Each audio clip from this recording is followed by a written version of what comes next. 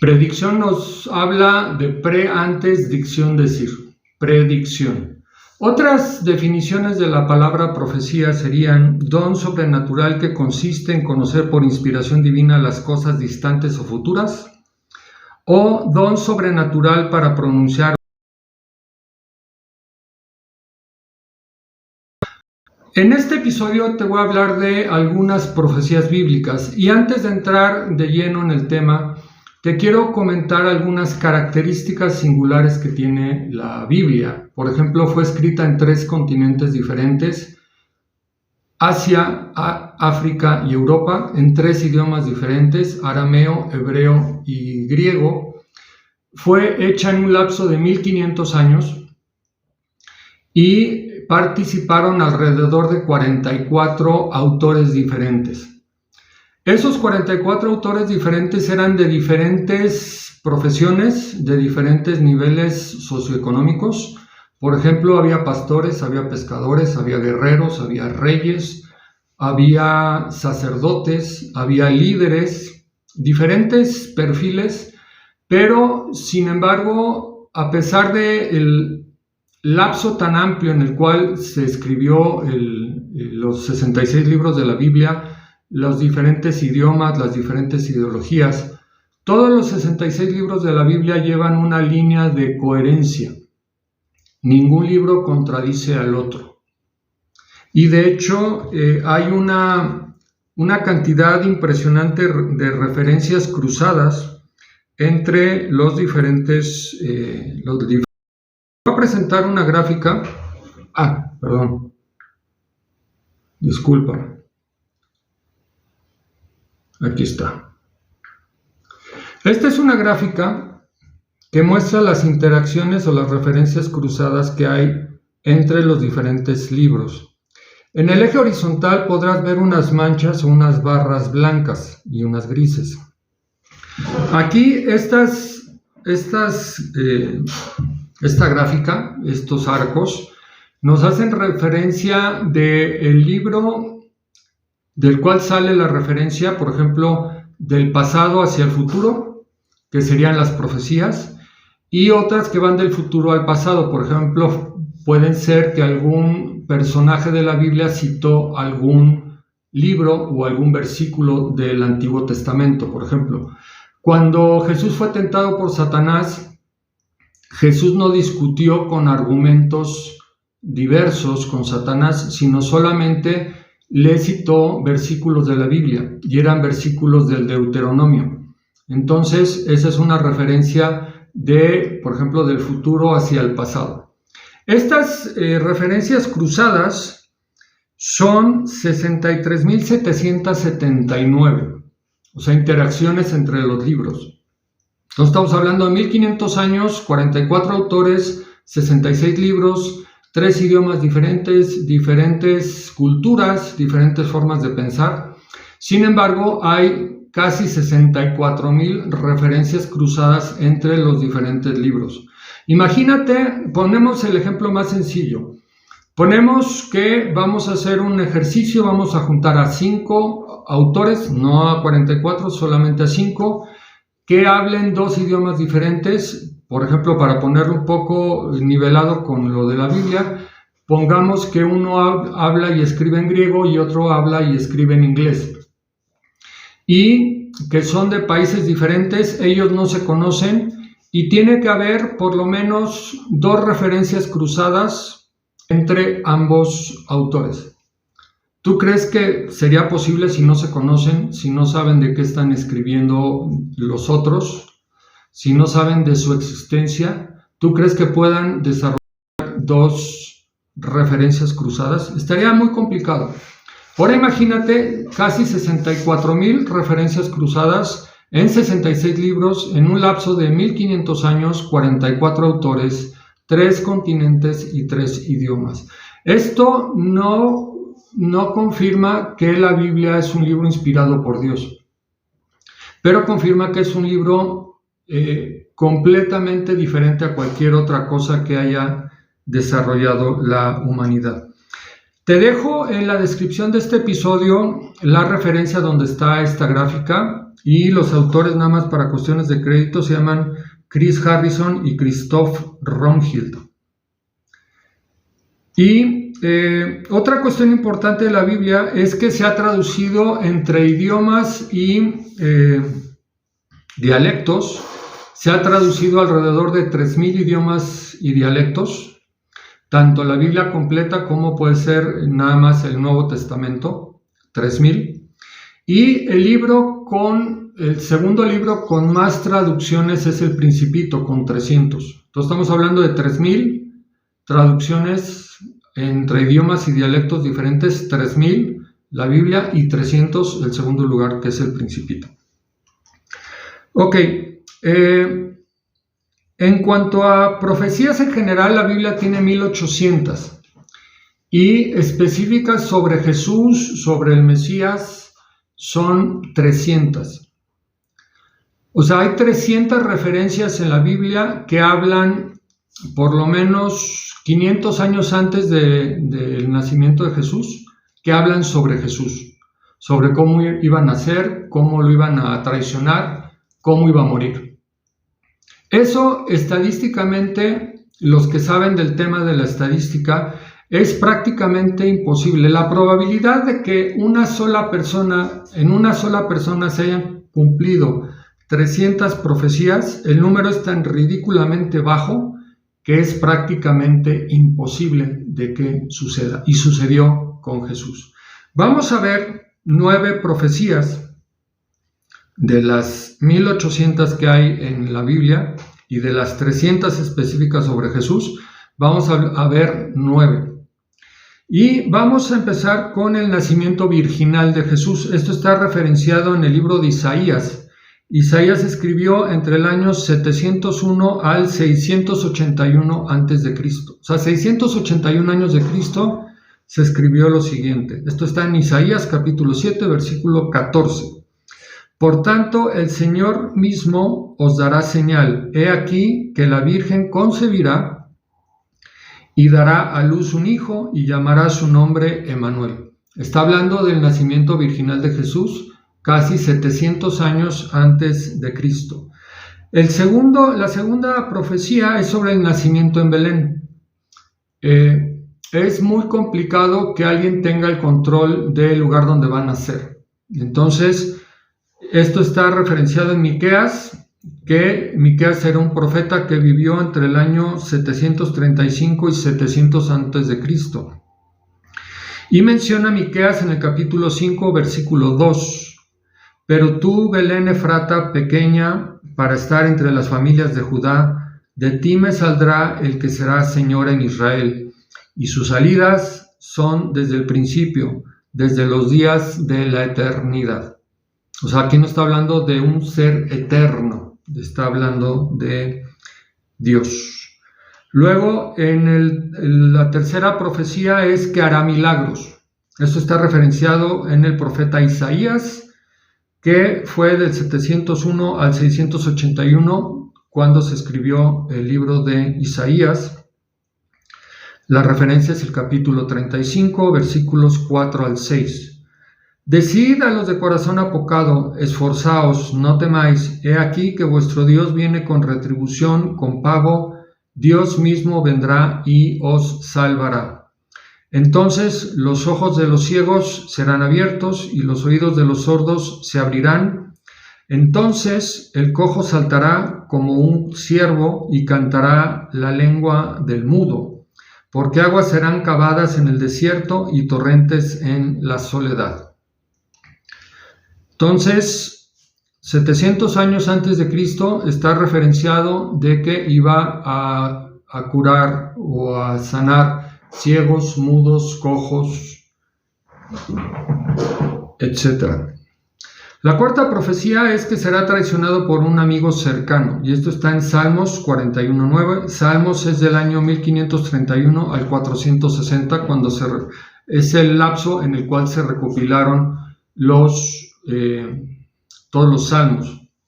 Y aquí menciona en el capítulo 41, versículo 9, aún el hombre de mi paz, en quien yo confiaba, el que de mi pan comía, alzó contra mí su calcañar. Está hablando de que era una persona de su confianza, dice, el que de mi pan comía. Hay una referencia en los evangelios que Jesús dijo que quien lo iba a traicionar iba a mojar su pan en el plato de Jesús, y eso lo hizo Judas. Entonces aquí cae la referencia en renglón 1/3 de la traición o de quién iba a traicionar a Jesús, en este caso el que mojara su pan en el plato de Jesús. Luego la quinta profecía es que sería vendido por 30 piezas de plata. Esto está en el libro de Zacarías, que es del año 520 al 470, cuando se compiló todo lo de la obra de Zacarías, y es en el capítulo 11, versículos 12 y 13. Y les dijo: si os parece bien, dadme mi salario, y si no, dejadlo. Y pesaron por mi salario 30 piezas de plata. O sea, lo que le iban a pagar a Judas fue 30 piezas de plata. Y me dijo Jehová: échalo al tesoro, hermoso precio con que me han apreciado. Y tomé las 30 piezas de plata y las eché en la casa de Jehová al tesoro. Luego la sexta profecía es sobre la crucifixión de Jesús. Esto está en los Salmos. Aquí cabe aclarar de que, aunque no se hace una referencia específica a crucifixión, sí se habla de que iba a perforar sus manos y sus pies, aun cuando la crucifixión todavía no se inventaba. La crucifixión la inventaron los persas y la perfeccionaron los romanos. Y menciona en Salmos 22, capítulo 22, versículos 14 al 19, he sido derramado como agua y todos mis huesos se descoyuntaron, mi corazón fue como cera, derritiéndose en medio de mis entrañas. Como un tiesto se secó mi vigor, un tiesto es un pedazo de barro, y mi lengua se pegó en mi paladar. Jesús dijo cuando lo crucificaron, dijo: tengo sed. Entonces aquí está diciendo en Salmos: y mi lengua se pegó a mi paladar, y me has puesto en el polvo de la muerte. Porque perros me han rodeado, me ha cercado cuadrilla de malignos, horadaron mis manos y mis pies. Contar puedo todos mis huesos, entre tanto ellos me miran y me observan. Repartieron entre sí mis vestidos, y sobre mi ropa echaron suertes. Mas tú, Jehová, no te alejes, fortaleza mía, apresúrate a socorrerme, porque perros me han rodeado, me ha cercado cuadrillas de maligno, horadaron mis manos y mis pies. En resumen, aquí habla de dos cosas: de que horadaron sus manos y sus pies, y de que echaron suertes sobre sus vestidos. Entonces, en Mateo 27 se establece que cuando le hubieron crucificado, repartieron entre sí sus vestidos echando suertes, para que se cumpliese lo dicho por el profeta: partieron entre sí mis vestidos, y sobre mi ropa echaron suertes. Aquí tú puedes decir, bueno, quien escribió 700 años después, cuando Mateo escribió esto 700 años después, Mateo ya tenía la referencia de Salmos, y nada más digamos que escribió lo que Salmos decía para hacer parecer que era una profecía, pero que en realidad no había sucedido. Aquí debemos de tomar en cuenta que en el caso específico de Mateo, prácticamente el Evangelio de Mateo se escribió muy cercano a los hechos.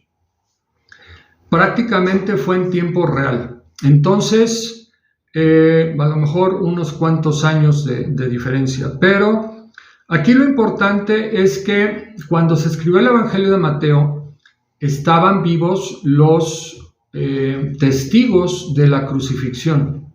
Entonces, si Mateo hubiera referenciado algo que no era cierto, esos testigos no todos eran, de hecho eran muy pocos, que estaban a favor de Jesús, porque los demás le dijeron: crucifícalo. Entonces, debería de haber evidencias escritas de contemporáneos que dijeron: Mateo escribió esto en el Evangelio, pero realmente eso no sucedió, eso es falso. Y no existen tales referencias. Esto nos corrobora que lo que referenció Mateo realmente fue algo que sucedió, que cuando crucificaron a Jesús, como estaba profetizado 700 años antes, los soldados echaron suertes, se rifaron la ropa de Jesús, ¿de acuerdo? Luego, profecía 7, ya nada más nos faltan 3. No se le quebrará ningún hueso. Esto está en Salmos 34:20. Quedamos que Salmos es entre el año 1513 y el 460 a.C. Menciona, Él guarda todos sus huesos, ni uno de ellos será quebrantado. Este es un renglón muy chiquito. Ninguno de sus huesos será quebrantado. Está en Salmos 34:20. Y en Juan 19:33, Juan escribe: mas cuando llegaron a Jesús, como le vieron ya muerto, no le quebraron las piernas. Está hablando aquí de que los soldados romanos necesitaban terminar ya la ejecución, la tenían que acelerar porque ya iba a empezar el sábado. Tomemos en cuenta que a Jesús, los 3 que crucificaron, los crucificaron el viernes por la mañana, tarde. Entonces ya tenían que dar por terminado la crucifixión, y una característica que tenían los crucificados era que por la postura en la que estaban, para poder respirar, necesitaban tener que estirar las piernas. Si tú te fijas en un crucifijo donde esté representado Jesús, vas a ver que las rodillas las tiene flexionadas. Y esto era porque para poder respirar, los crucificados tenían que estirar las piernas, o sea que las rodillas dejarlas de forma lineal o vertical para poder respirar. Entonces, la costumbre de partirles las piernas a los crucificados era para que no pudieran seguir respirando. Y aquí nos dice Juan que como vieron a Jesús que ya estaba muerto, no le quebraron las piernas. Entonces, no hay referencias de fracturas previas en Jesús. Se supone que le desviaron el tabique nasal. El tabique nasal no es un hueso. Entonces se cumplió la profecía que ninguno de los huesos sería quebrantado. El 8º es sobre el sufrimiento del siervo de Jehová.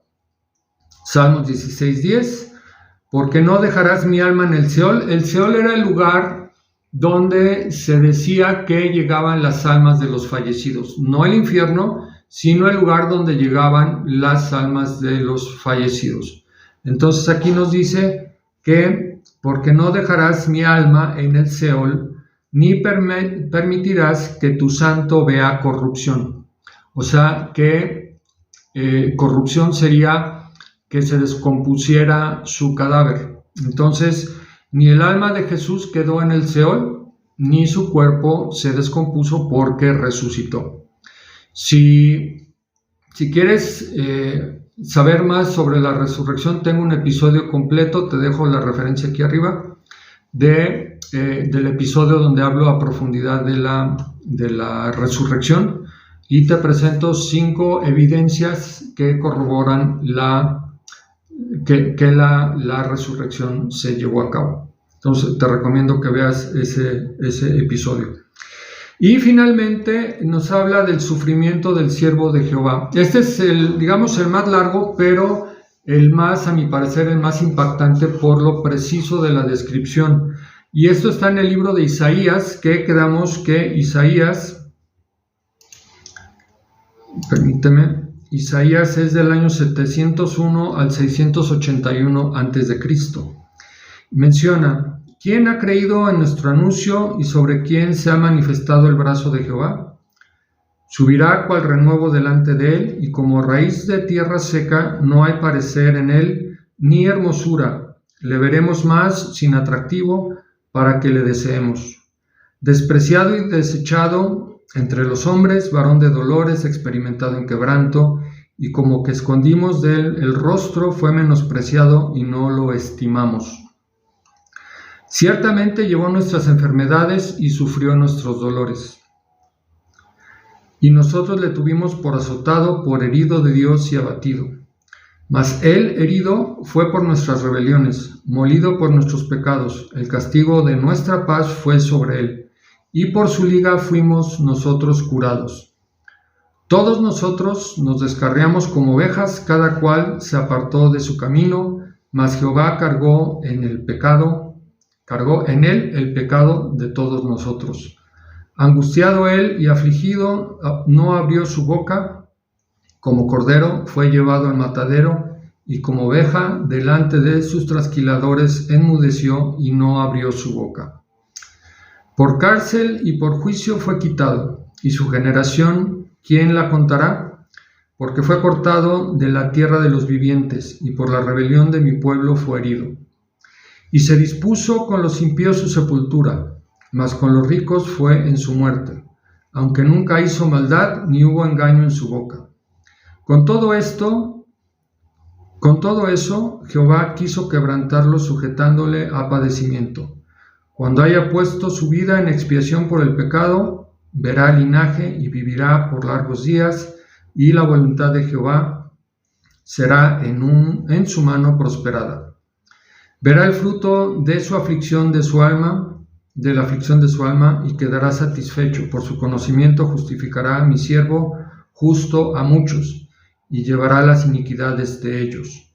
Por tanto, yo le daré parte con los grandes, con los fuertes repartirá despojos, por cuanto derramó su vida hasta la muerte, y fue contado con los pecadores, habiendo él llevado el pecado de muchos, y orado por los transgresores.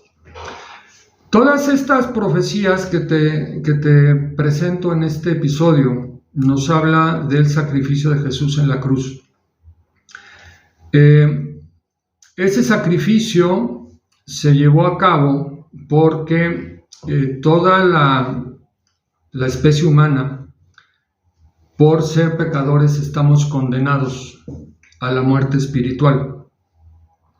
Entonces era necesario que alguien pagara nuestras culpas. Es como si tú cometes una infracción de tránsito, por ejemplo, provocas un choque.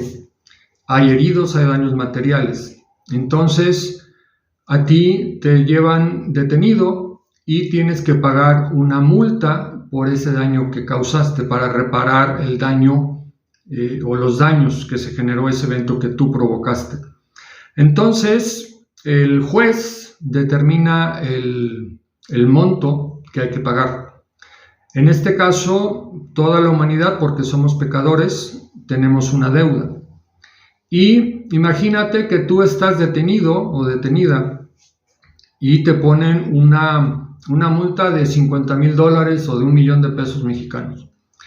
Y pues a lo mejor vendiendo todo tu patrimonio no llegas a juntar esa suma. Y de repente llega alguien que no te conoce y paga la multa. Tú, como esa pena ya está pagada, aunque no la hayas pagado tú ya estás libre. Algo parecido fue lo que hizo Jesús. Todos los humanos somos pecadores, porque si no mentimos, nos enojamos, que eso también es pecado, o vemos con lujuria a otras personas, eso es adulterio en el corazón, o le hemos faltado a Dios poniendo cosas antes que Dios, etcétera. Por ejemplo, podemos tomar de referencia los 10 mandamientos. Entonces, como era un hecho que nadie puede ser justificado por sus buenas obras, tenía que haber un sacrificio, y el sacrificio fue Jesús. Entonces Jesús dijo, bueno, para salvar a la especie humana debe de haber un sacrificio, yo me ofrezco en sacrificio. Lo que nos marca la Escritura es que solamente hay que creer en el Mesías, que era Dios, que murió por nuestros pecados para poder ser salvos. Eso es lo que dice, por ejemplo, en el capítulo 3 del Evangelio de San Juan, capítulo 3:16, porque de tal manera amó Dios al mundo que envió a su Hijo unigénito, para que todo aquel que en él crea no se pierda, mas tenga vida eterna. Y luego en el versículo 17 dice, porque no envió Dios a su Hijo al mundo para condenar al mundo, porque el mundo ya estaba condenado, sino para que el mundo sea salvo por él. En el episodio 1, que también te dejo la referencia aquí arriba, hablo a profundidad de este tema. Entonces, si te interesa, te recomiendo que también veas el episodio 1 y puedas ver a profundidad esto de lo que estoy hablando. Estamos hablando de tu salvación, no estamos hablando de una cosa secundaria. Entonces, si todo lo que vimos en este episodio, en el cual vimos que a nivel prácticamente sobrenatural o con probabilidad estadística 0, se llegaron a presentar 300 profecías sobre Jesús. Ya vimos 9 de ellas en las cuales habla de dónde iban a nacer, cómo iban a nacer, quién lo iba a traicionar, cómo iba a morir. Si toda esta información ha llegado a tocar alguna fibra de tu interior en el cual tú llegues a la conclusión de que necesitas cambiar tu vida, a lo mejor estás atada o atado a un pecado y eso te tiene derrotado y te tiene avergonzado o avergonzada. Jesús también nos habla en el capítulo 3 de Juan, al principio, nos habla que hay que nacer de nuevo. O sea, tenemos que enterrar a nuestro viejo yo, a nuestra persona que estaba dominada por el pecado, tal vez por la ira, tal vez por la pornografía, por el alcohol, por la violencia, por los pleitos, etc. Darle muerte a esa persona y nacer de nuevo. Es un poco lo que se hace referencia en el bautizo. En el bautismo significa inmersión. Normalmente el bautizo, por ejemplo, en la Iglesia Católica, pues se le pone normalmente a los niños, se les derrama agua en la cabeza. Por ejemplo, el bautismo que hacía Juan el Bautista, el bautismo que tuvo Jesús, es por inmersión. Entonces tú entras completamente en el agua y eso representa tu muerte, la muerte de tu yo.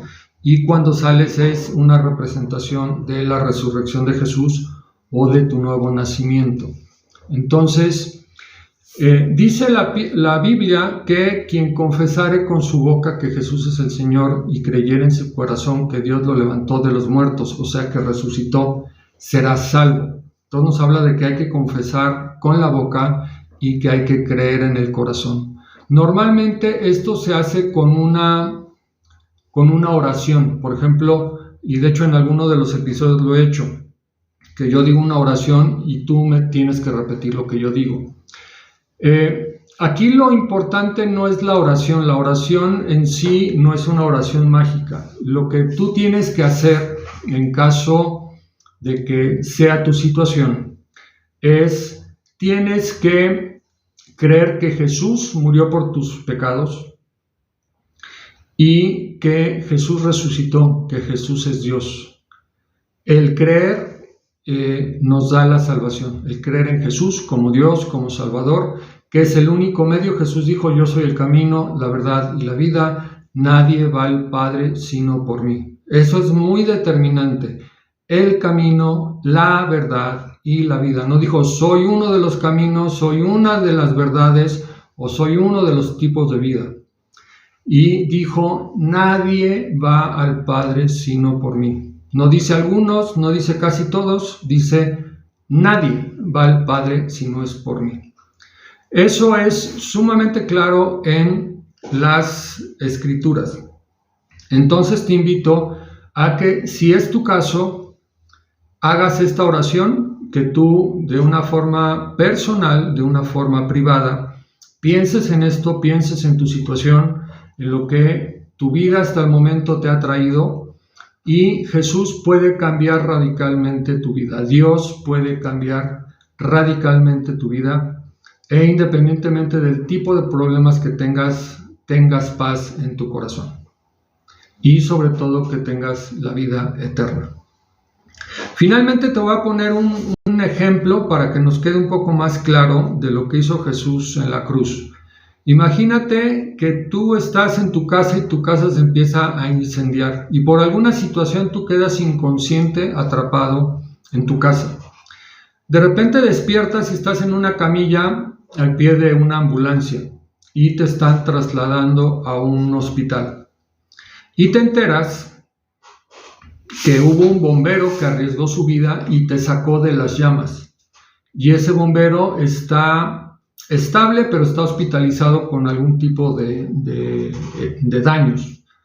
Yo te aseguro que si tú te enteras de que ese bombero arriesgó su vida por sacarte de las llamas, tú estarás interesado o interesada en conocerlo, tal vez en irlo a visitar en el hospital. A lo mejor gracias a su labor tú no saliste lastimada o lastimado, y te interesarías en platicar con él, en agradecerle, y estarías, como se dice, eternamente agradecido con ese bombero que salvó la vida. Algo así fue lo que hizo Jesús, pero infinitamente más grande.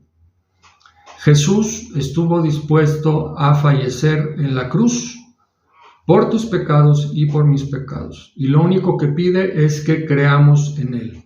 No nos pide que hagamos obras. Las obras van a ser una consecuencia de nuestro nuevo yo. Al ser conscientes de que hemos sido perdonados y de que hemos sido, a través de la fe en Jesús, que hemos recibido la vida eterna, nuestra vida debe de cambiar.